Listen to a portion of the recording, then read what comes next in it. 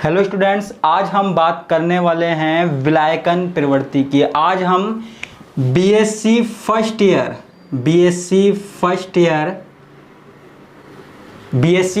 Year में विलायकन प्रवृत्ति solution tendency की बात करने वाले हैं। तो मैं आपको बता दूं कि ये जो विलायकन प्रवृत्ति टॉपिक है ये हमारे पास एस ब्लॉक एलिमेंट्स में है। ठीक है, एस ब्लॉक में है, वैसे पी ब्लॉक में भी है, बाकियों में भी है, लेकिन हम यहाँ पर केवल एस ब्लॉक एलिमेंट्स की बात करेंगे। उसके अलावा हमें किसी और की बात नहीं करनी है। ठीक है, तो यहाँ पे हमको किसकी बात करनी है? विलायकन की बात करनी है, सोल्वेशन की बात करनी है। तो सबसे पहले हम ये देखते हैं कि यहाँ पे जो हमने विलायकन लिखा है, जो हमने सोल्वेशन लिखा है, इसका मतलब क्या होता है। ठीक है, विलायकन का मतलब देखते हैं, उसके बाद विलायकन प्रवृत्ति का मतलब हमारे पास खुद समझ में आ जाएगा। ठीक है, तो अब यहां पर विलायकन के बारे में समझने की कोशिश करते हैं हम। ठीक है, विलायकन क्या होता है? विलायकन में क्या होता है? विलायकन एक प्रक्रिया है, एक प्रोसेस है। ठीक है, विलायकन क्या है? एक प्रोसेस है, एक प्रक्रिया है, जिसके अंदर क्या होता है, ध्यान से सुनना। देखो, हमारे पास कोई विलेय है जिसको हम क्या बोलते हैं? सॉल्यूट बोलते हैं। क्या बोलते हैं? सॉल्यूट बोलते हैं। अब अगर हम इस सॉल्यूट को, इस विलेय को किसी सॉल्वेंट में मिलाते हैं, किस में मिलाते हैं? किसी सॉल्वेंट में, किसी विलायक में मिलाते हैं।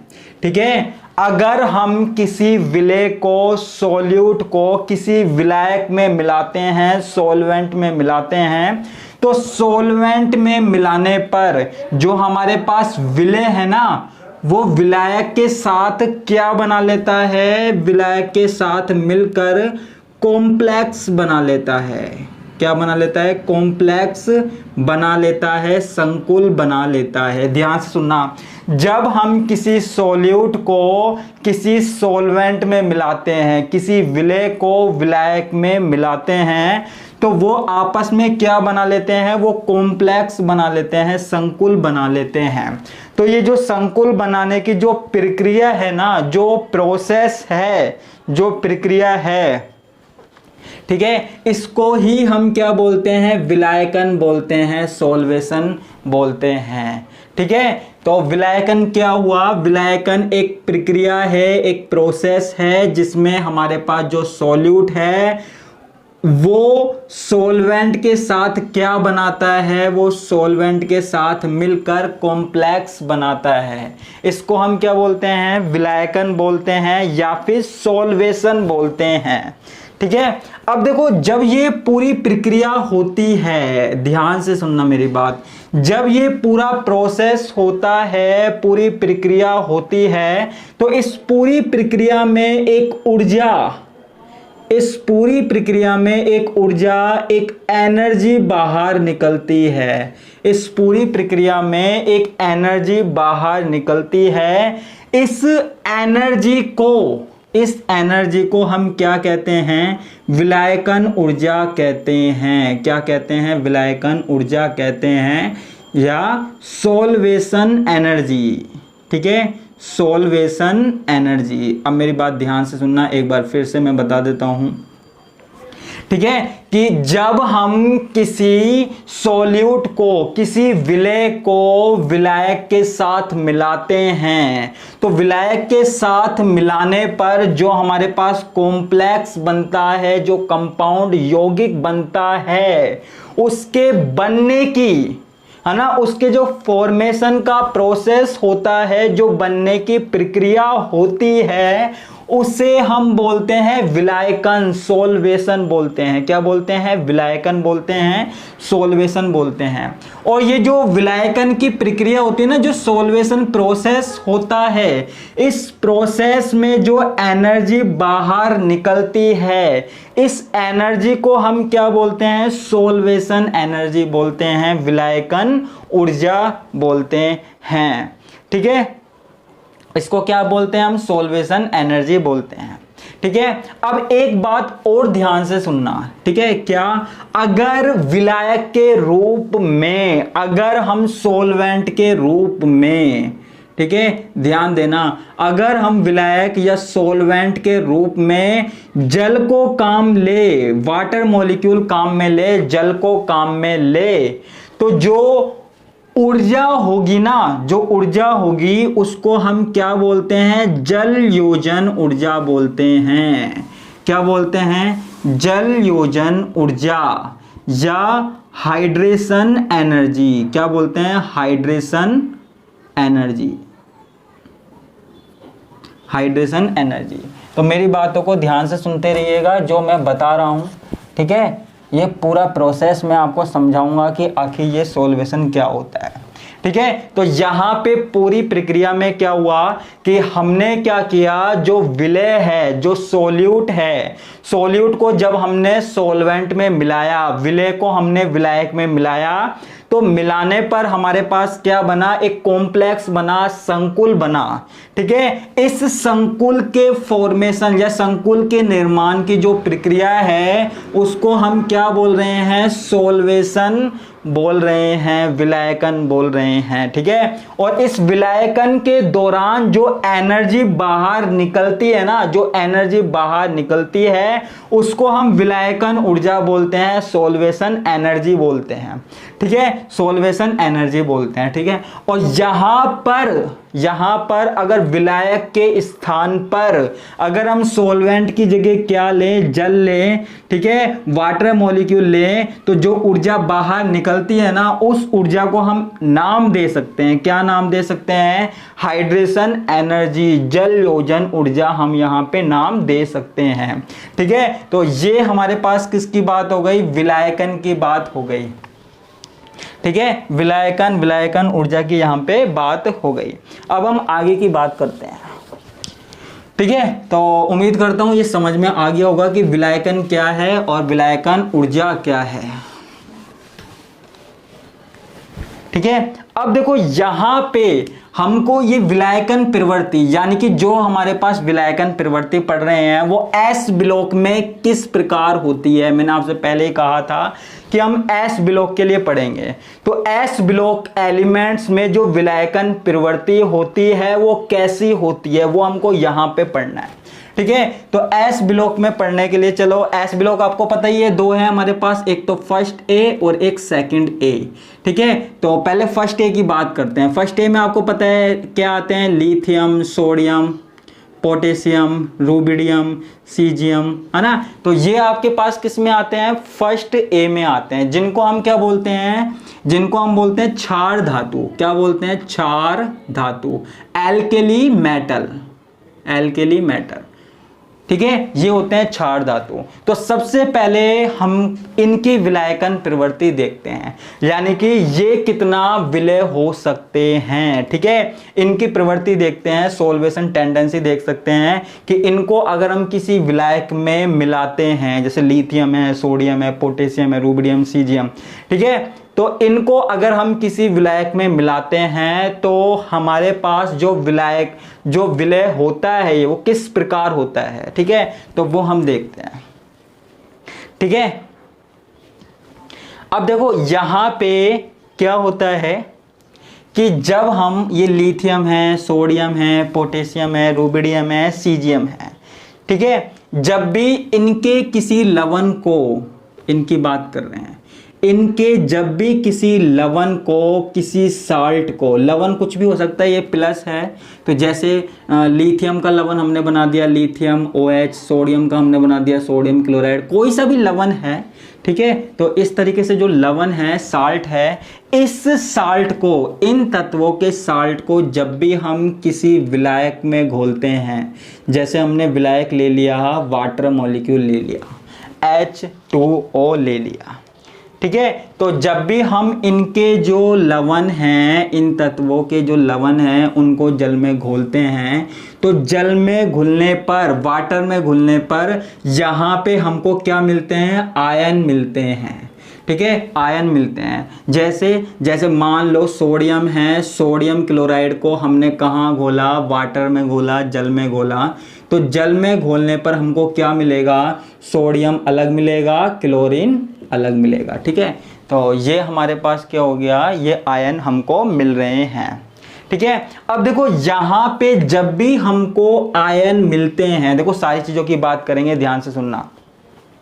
देखो जब भी हमको ये आयन मिलते हैं, जैसे हमको सोडियम प्लस आयन मिला, ठीक है, तो ये सोडियम प्लस आयन क्या करता है, किसी विलयन में घुलने के बाद इधर उधर क्या करता रहता है, मूवमेंट करता है, मोशन करता है, इधर उधर गति करता रहता है, मोशन करता रहता है। और आपको पता है जब भी कोई आयन गति करेगा, मूवमेंट करेगा, ठीक है, तो उसकी गति के कारण, उसके मोशन के कारण वहां पे क्या होता है, चालन होता है, विद्युत का क्या होता है, चालन होता है। ठीक है, इलेक्ट्रिक का क्या होता है, इलेक्ट्रिक कंडक्शन होता है, या कंडक्टिविटी उत्पन्न हो जाती है। नीचे लिख देता हूं, कंडक्टिविटी, कंडक्टिविटी। ठीक है, तो जब भी हमारे पास क्या होगा कि जब हम किसी साल्ट को पानी में घोलेंगे, पानी में घोलने के बाद क्या होगा, उसके आयंस अलग अलग हो जाएंगे, और अलग अलग होने पर क्या करेंगे, उसके जो आयन है ना वो क्या करेंगे, विद्युत का चालन करेंगे। क्या करेंगे, विद्युत का चालन करते हैं। ठीक है, अब देखो यहां पे क्षार धातुओं में, अगर हम क्षार धातुओं की बात करें, ठीक है, क्षार धातुओं में सबसे छोटा आयन जो है ना वो है लिथियम। सबसे छोटा आयन जो है ना वो कौन सा है, लिथियम है। सबसे स्मॉल कौन है, लिथियम है। और जो सबसे बड़ा है ना वो है सीजियम। सीजियम आयन जो है सबसे बड़ा आयन है, सबसे लार्ज आयन है। ठीक है, सबसे बड़ा आयन है, सबसे लार्ज आयन है। ध्यान से मेरी बात सुनना। तो इस हिसाब से क्या होना चाहिए, इस हिसाब से ये होना चाहिए कि जो छोटा आयन है, आपको पता है छोटा आयन है तो उसकी गति कैसी होनी चाहिए, उसका मोशन कैसे होना चाहिए, ज्यादा। ठीक है, देखो जो छोटा आयन है उसकी गति कैसी होनी चाहिए, ज्यादा होनी चाहिए। और जो सीजियम प्लस आयन है ना इसकी गति कैसी होनी चाहिए, कम होनी चाहिए। ठीक है, जो छोटे आकार का आयन है उसकी गति ज्यादा होनी चाहिए, उसका जो मोशन है वो ज्यादा होना चाहिए। और जो बड़े आकार का कण है उसका जो मोशन है, उसकी जो गति है वो कम होनी चाहिए। लेकिन ऐसा नहीं होता है, मेरी बात को ध्यान से सुनना, ऐसा नहीं होता है। ठीक है, नियम तो क्या कहता है कि इसकी गति ज्यादा होनी चाहिए और इसकी गति कम होनी चाहिए, जिसके कारण जो विद्युत का चालन है, विद्युत चालन है, जो इलेक्ट्रिकल कंडक्टिविटी है, इलेक्ट्रिकल कंडक्टिविटी, कंडक्टिविटी किस में ज्यादा होनी चाहिए, लिथियम में ज्यादा होनी चाहिए। ठीक है, लेकिन लिथियम में ज्यादा नहीं होती है। ठीक है, विद्युत का चालन किस में ज्यादा होना चाहिए, लिथियम वाले में ज्यादा होनी चाहिए, लेकिन लिथियम में नहीं होता है ना। आप कहोगे क्यों, तो मेरी बात यहाँ पे ध्यान से सुनना। ठीक है, यहाँ पे ध्यान से सुनना कि ऐसा क्यों नहीं होता है ना, ऐसा क्यों नहीं होता है। ठीक है, देखो हमारे पास जो लिथियम आयन है ना, लिथियम आयन, इसका आकार सबसे छोटा होता है। ठीक है, इसका आकार सबसे छोटा होता है। तो जब हम इसको किस में मिलाते हैं, पानी में मिलाते हैं, जल में मिलाते हैं, तो जल में मिलाने के बाद, मेरी बात ध्यान से सुनना, जब हम लिथियम प्लस आयन को जल में मिलाते हैं, पानी में मिलाते हैं, तो जल में मिलाने के बाद इसका जो विलायकन है, मतलब इसका जो घुलना है वो सबसे ज्यादा होता है। ठीक है, वो सबसे ज्यादा होता है। ठीक है, ये जैसे लिथियम आयन है, ठीक है। तो लिथियम आयन के चारों तरफ जो जल के अणु हैं वो बहुत ज़्यादा इकट्ठे हो जाते हैं, ऐसे बहुत ज़्यादा इकट्ठे हो जाते हैं, ठीक है। ये बहुत ज़्यादा इकट्ठे हो जाते हैं ऐसे, इस तरीके से, ये ऐसे,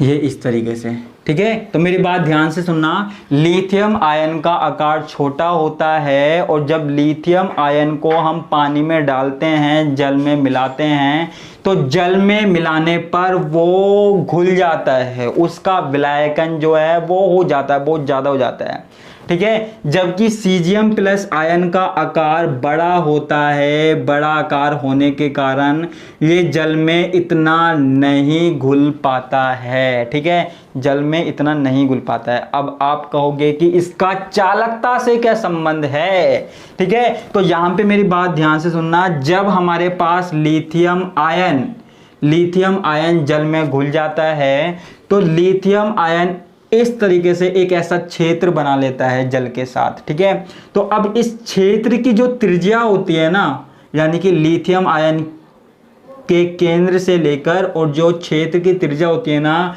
वो ज़्यादा हो जाती है, ठीक है। और जो सीजियम आयन की जो त्रिज्या है ना, वो कम रह जाती है, ठीक है। तो मैं क्या कह रहा हूं कि लिथियम आयन जब जल में घुलता है ना, जब उसका सॉल्वेशन होता है तो जल में घुलने के बाद उसकी जो रेडियस है, उसकी जो त्रिज्या है वो ज़्यादा हो जाती है और सीजियम की जो त्रिज्या है ना वो कम रह जाती है, सीजियम की जो त्रिज्या है वो कम रह जाती है, ठीक है। तो इसकी त्रिज्या अब कम रह जाती है जल में घुलने के बाद, तो ये छोटा होता है, तो ये आराम से क्या कर सकता है, गति कर सकता है, आराम से क्या कर सकता है, गति कर सकता है, जिसके कारण सीजियम प्लस आयनों की चालकता क्या होती है, ज़्यादा होती है, जबकि लिथियम प्लस आयनों की चालकता कम होती है, ठीक है। तो इतनी सी बात याद रख लेना, आपकी जो लिथियम प्लस आयन है जल में घुलने के बाद वाटर मॉलिक्यूल के साथ कॉम्प्लेक्स बनाने के बाद उसकी त्रिज्या ज़्यादा हो जाती है, उसकी रेडियस ज़्यादा हो जाती है, जबकि सीजियम प्लस आयन की कम रह जाती है, जिसके कारण सीजियम प्लस आयन जो है वो अधिक चालकता दर्शाता है, वो ज़्यादा कंडक्टिविटी दिखाता है, अधिक चालकता दिखाता है, ठीक है। तो यहाँ पे एक रीजन ये हो गया सबसे बड़ा। इसलिए हमारे पास जो चालकता का क्रम है ना वो ऐसा होता है, सीजियम प्लस, ठीक है, उल्टा होता है, सीजियम, रूबिडियम, है ना, सोडियम, ठीक है। मतलब सोडियम से पहले पोटेशियम भी है, पोटेशियम, सोडियम और लास्ट में लिथियम, है ना। तो लिथियम की चालकता सबसे कम होती है, सीजियम की चालकता सबसे ज़्यादा होती है। तो कई बार क्वेश्चन भी पूछ लिया जाता है कि सीजियम और लिथियम में से चालकता, कंडक्टिविटी किसकी ज़्यादा है ना, या सीजियम प्लस आयन ज़्यादा कंडक्टिविटी क्यों दिखाता है, ये क्वेश्चन हमारे पास पूछ लिया जाता है, ठीक है। तो ये वाली बात है ना। तो इस तरीके से आप आंसर दे सकते हो, है ना। तो यहाँ पे ये हो गया। और अगर हम बात करें किसकी, क्षारीय मृदा धातु की, यानी कि जो हमारे पास बेरिलियम है, मैग्नीशियम है, कैल्शियम है, स्ट्रोंशियम है और बेरियम है, इनकी बात करें तो सीधी सी बात है, इनका जो साइज है वो क्या होता है, छोटा होता है। इनका जो आकार होता है, साइज होता है, वो क्या होता है, छोटा होता है। तो छोटे आकार के कारण, मेरी बात ध्यान से सुनना, छोटे आकार के कारण क्या होगा, इनका विलायकन ज़्यादा हो जाएगा, ठीक है। इनका सोल्वेशन टेंडेंसी इनमें ज़्यादा होगी, ठीक है। कौन सा आयन सबसे ज़्यादा सोल्वेशन टेंडेंसी दिखाता है, घुलने की प्रवृत्ति दिखाता है, जिसका साइज छोटा होगा वो आराम से घुल जाएगा, आराम से सोल्वेशन टेंडेंसी दिखा सकता है, विलायकन प्रवृत्ति दिखाता है। तो यानी कि जो क्षारीय मृदा धातु है ना, एल्केलाइन अर्थ मेटल है ये, वो इसके कंपैरिजन में ज़्यादा क्या दिखाते हैं, ज़्यादा प्रवृत्ति दिखाते हैं, ठीक है। इनकी तुलना में क्षारीय जो मृदा धातु है ना, वो क्षारीय धातु की तुलना में एल्कली मेटल के कंपैरिजन में ज़्यादा सॉल्वेशन टेंडेंसी दिखाते हैं, ज़्यादा विलायकन प्रवृत्ति यहाँ पे दिखाते हैं। ठीक है, तो ये हमारे पास किसकी बात हो गई, विलायकन प्रवृत्ति की, है ना। ये जो मैंने क्रम बताया था ना, ये वाला जो क्रम बताया था वो चालकता का क्रम है, ध्यान रखना, कंडक्टिविटी का ऑर्डर है, चालकता का क्रम है। ठीक है, लेकिन अगर कोई पूछे कि सॉल्वेशन टेंडेंसी, विलायकन का क्रम क्या है, ऑर्डर ऑफ सॉल्वेशन क्या है, तो वो उल्टा होगा, ध्यान रखना। ठीक है, अगर कोई पूछे कि विलायकन का क्रम क्या होता है, तो विलायकन का क्रम उल्टा होगा। जो लिथियम है वो पहले आएगा, sodium, lithium, sodium, potassium, rubidium, है ना, और सीजियम, इनका जो क्रम है वो क्या होगा, इस तरीके से होगा। यानी कि सबसे ज़्यादा लिथियम, है ना, सबसे ज़्यादा लिथियम क्या होगा, विलायकन होगा लिथियम का फर्स्ट ए वाले में, फिर सोडियम का कम होगा, पोटेशियम का कम होगा, रुबिडियम का कम होगा, सीजियम का कम होगा। ठीक है, और अगर इसकी बात करें सेकंड ए वाले की, तो यहाँ पे बेरिलियम का सबसे ज़्यादा होगा, फिर मैग्नीशियम में कम होगा, फिर इसके बाद कैल्शियम में इससे कम होगा, स्ट्रोंशियम में इससे कम होगा, और लास्ट में जो बेरियम है इसमें सबसे कम होगा। ठीक है, तो एक बात ध्यान रखना, अगर हम विलायकन प्रवृत्ति की बात करते हैं, सॉल्वेशन टेंडेंसी की बात करते हैं, तो सॉल्वेशन टेंडेंसी सबसे ज़्यादा किसकी होगी, ऊपर वाले एलिमेंटों की होगी, और नीचे जाने पर क्या होगी, घटती जाएगी। ठीक है, तो सबसे ज़्यादा सॉल्वेशन टेंडेंसी कौन दिखाएंगे, ऊपर वाले एलिमेंट दिखाएंगे। और जब भी हम वर्ग में ऊपर से नीचे जाएंगे, ध्यान रखना, वर्ग में किसी ग्रुप में ऊपर से नीचे जाएंगे, तो जो विलायकन प्रवृत्ति है वो क्या होगी, कम होगी, क्योंकि साइज क्या होगा, बड़ा होगा। साइज क्या होगा, बड़ा होगा, तो विलायकन प्रवृत्ति क्या हो जाएगी, कम हो जाएगी। तो यहाँ पे हमने किसकी बात की, विलायकन प्रवृत्ति की बात की।